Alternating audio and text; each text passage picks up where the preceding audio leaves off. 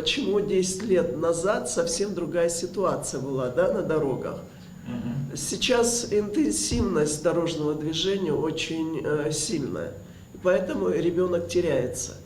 А почему теряется? Потому что и папа, и мама сели за руль. Спикеры рассказывают о целях и задачах масштабного проекта, основанных мероприятиях, инструментах и инновационном подходе к взаимодействию с аудиторией. Социальная кампания продвижения безопасности направлена на формирование культуры безопасного поведения на дорогах и снижение аварийности с участием пешеходов. Программа станет одним из ключевых инструментов федерального проекта «Безопасность дорожного движения», национального проекта «Инфраструктура для жизни».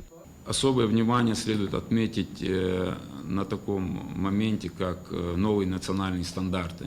Это документ, который регламентирует обустройство пешеходных переходов, расположенных вблизи школ и детских дошкольных учреждений. Статистика требует действий. Несмотря на общее снижение количества ДТП, пешеходы остаются одной из уязвимых категорий участников дорожного движения. По данным за 2024 год в России зафиксировано 34 367 ДТП с участием пешеходов, в результате которых погибло более 3000 человек и свыше 32 тысяч получили травмы. В текущем году на территории республики зарегистрировано 122 дорожно-транспортных происшествия, аналогичный период 87, соответственно, имеется рост, в результате которых 20 человек погибло, аналогичный период прошлого года 28, и 175 получили ранения, аналогичный период 131. То есть мы имеем незначительный рост пострадавших и количество ДТП вместе с тем значительный рост, значительное снижение по погибшим. Согласно данным официальной статистики аварийности, наезд на пешехода продолжает оставаться самым массовым видом ДТП на российских дорогах. Особую тревогу вызывают происшествия в темное время суток. В этот период произошло более 37% наездов на пешеходов. Доля числа погибших составляет более 67% от всех погибших в таких ДТП. Чаще всего это происходит в населенных пунктах городского типа.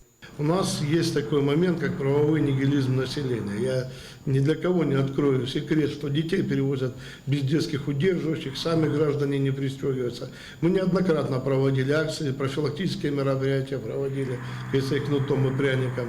Но вместе с тем, пока до всех достучаться не можем. И именно с точки зрения тяжести последствий у нас ситуация не очень хорошая.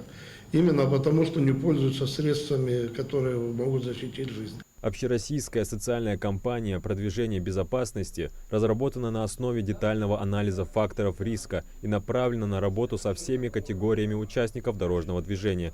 Ключевое сообщение кампании заключается в том, что пешеходу важно обладать знаниями безопасного поведения в дорожной среде, чтобы грамотно реализовать свободу действий. Это нам будет в помощь. Мы готовы со своей стороны тоже и принять участие, и поддержать.